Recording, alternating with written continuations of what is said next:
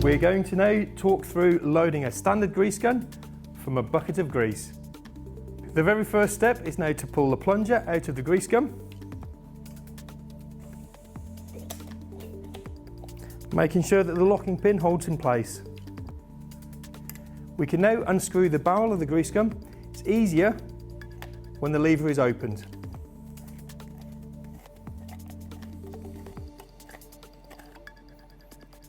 We can lay the handle assembly to one side, and then we can see that there is nothing inside the grease gun, and the plunger is all the way to the bottom of the barrel.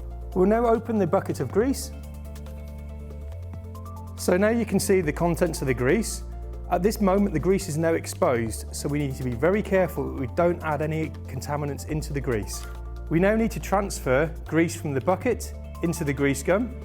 So we need to do that in a clean and hygienic manner. So we need to make sure that we have a clean and hygienic spatula. So in this case, we have a plastic clean spatula. So we're now going to transfer.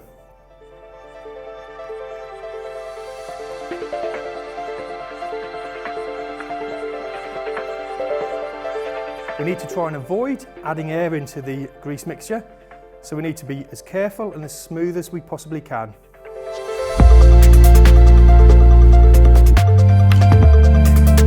So now we've loaded the grease into the grease gun, we can now assemble the handle back onto the body of the grease gun.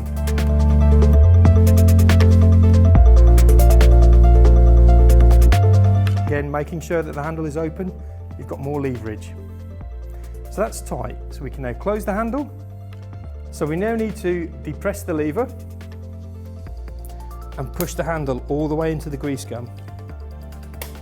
If we don't do this, we'll never be able to dispense all of the contents of the grease out of the grease gun. You can hear now, there was a bleed of air from the grease gun, and that's good, and we can just then depress the air bleed valve to make sure that there's no air left at the top of the grease as well. This will make sure we can now dispense the grease correctly first time. Fully open, we should start to be able to dispense grease.